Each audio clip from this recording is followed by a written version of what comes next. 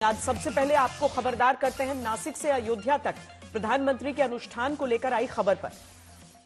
अयोध्या के राम मंदिर में प्राण प्रतिष्ठा में 11 दिन जब रह गए, तब आज प्रधानमंत्री ने 11 दिन का व्रत लेकर अनुष्ठान शुरू कर दिया है। सुबह ही प्रधानमंत्री ने जय सिया राम के नारे के साथ एक संदेश जारी किया और बताया कि वो अब एक अनुष्ठान शुरू कर रहे हैं। पीएम मोदी आज महाराष्ट्र के दौरे पर हैं, जहां नासिक पहुंचकर पहले जल अनुष्ठान किया, फिर कालाराम मंदिर में खुद सफाई करते हुए श्रमदान के उस संकल्प को पूरा किया जिस संकल्प को दूसरों को भी लेने के लिए कहा है। थोड़ी देर बाद प्रधानमंत्री मुंबई को देश के सबसे बड़े पुल अटल सेतु की सौगात भी देने वाले हैं, लेकिन उससे पहले पीएम ने क्या कहा है वो आपको सुनाते हैं। मैंने आह्वान किया था, हम सभी देश के तीर्थ स्थानों की, मंदिरों की साफ सफाई करें, स्वच्छता का अभियान चलाएं।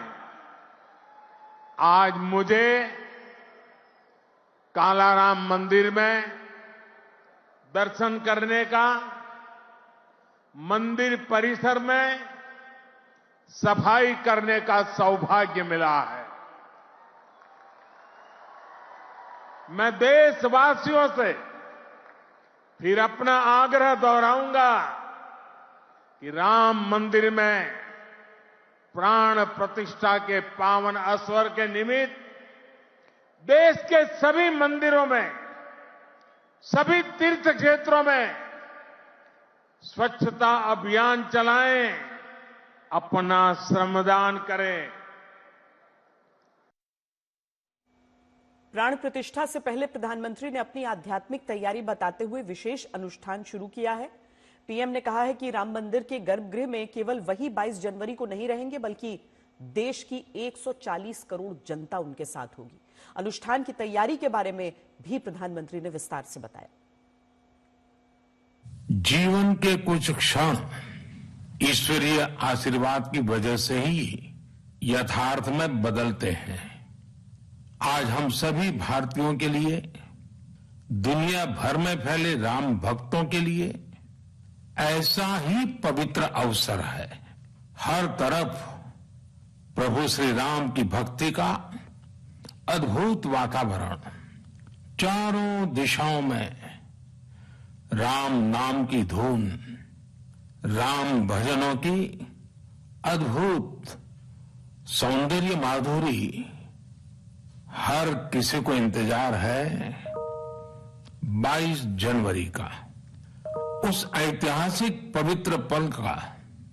और अब अयोध्या में रामलला की प्राण प्रतिष्ठा में केवल 11 दिन ही बचे हैं। मेरा सौभाग्य है कि मुझे भी इस पुण्य अवसर का साक्षी बनने का अवसर मिल रहा है। ये मेरे लिए कल्पनातीत अनुभूतियों का समय है। मैं भावुक हूं, भाव विह्वल हूं। मैं पहली बार जीवन में इस तरह के मनोभाव से गुजर रहा हूं। मैं एक अलग ही भाव भक्ति की अनुभूति कर रहा हूं। मेरे अंतर मन की ये भाव यात्रा मेरे लिए अभिव्यक्ति का नहीं, अनुभूति का अवसर है। चाहते हुए भी मैं इसकी गहनता, व्यापकता और तीव्रता को शब्दों में बांध नहीं पा रहा हूं। आप भी भली भांति मेरी स्थिति समझ सकते हैं। प्रधानमंत्री ने 11 दिनों का व्रत क्यों लिया, 11 दिन के अनुष्ठान का धार्मिक महत्व क्या है, पीएम के एकादशी अनुष्ठान पर इसीलिए हमने धर्म गुरुओं से इसके बारे में बातचीत करके आपके लिए जानकारी जुटाई। जब किसी देवी देवता की स्थापना की जाती है और तब उस समय अनुष्ठान चलता है। शास्त्रीय परंपरा है, वैदिक परंपरा है। उस परंपरा का निर्वहन करने के लिए भगवान राम ने नासिक में पंचवटी में तपस्या किया था। जहाँ पर भगवान राम ने तपस्या किया था, उस तपस्थली से गोदावरी नदी के तट से मोदी जी ने यह अभियान प्रारंभ किया है।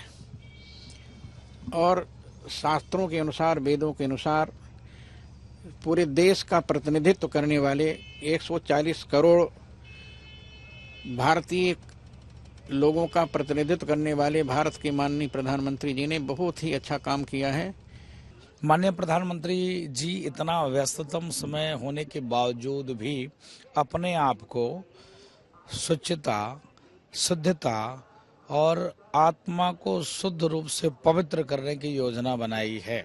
तो मुझको लगता है कि माननीय प्रधानमंत्री जी यहाँ उनकी उपलब्धता उतने दिन तो नहीं यहाँ रह सकते हैं, इसके नाते जहाँ हैं, जिस प्रकार हैं, जहाँ रहने का कार्य योजना ज़्यादा है, वहीं से ही वो जो अनुष्ठान विधि है उसमें शामिल होना चाह रहे हैं और वहाँ 11 दिन तक वो अनुष्ठान करेंगे। वैदिक विधि से सब अनुष्ठान हो रहा है, जैसा होना चाहिए, बड़े ढंग से हो रहा है। वैदिक विद्वान आए हुए हैं, वेदों के द्वारा हो रहा है, बहुत अच्छा है। व्रत वो बराबर व्रत करते हैं, नवरात्र में व्रत करते हैं, हमेशा व्रत करते हैं, वो अच्छा है, करना चाहिए।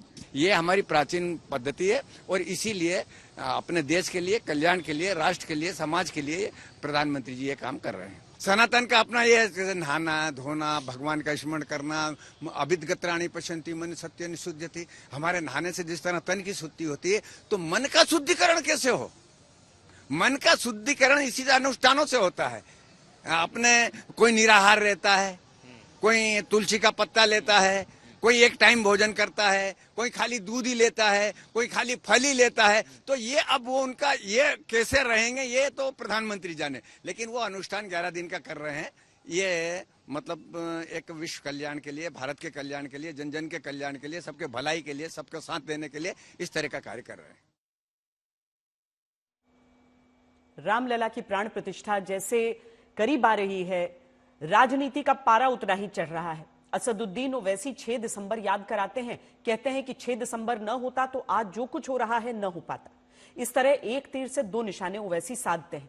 6 दिसंबर के बहाने वो कांग्रेस को भी कटघरे में खड़ा करते हैं, क्योंकि जब बाबरी ढांचा गिराया गया तब केंद्र में कांग्रेस की नरसिम्हा राव सरकार थी, लेकिन कांग्रेस नेता इमरान मसूद का बयान चौंकाता है।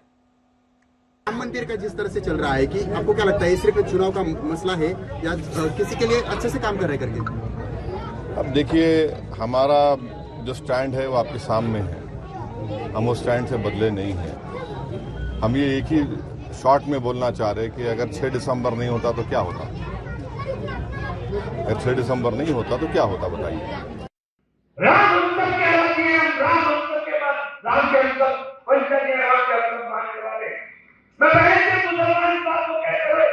कोई फर्क नहीं रखता। अगर राम के सफर पर भी सम्मान नजर आएगी, मन में है, कोई सम्मान इमरान के मन में है, लेकिन राम के घर का न्योता नहीं।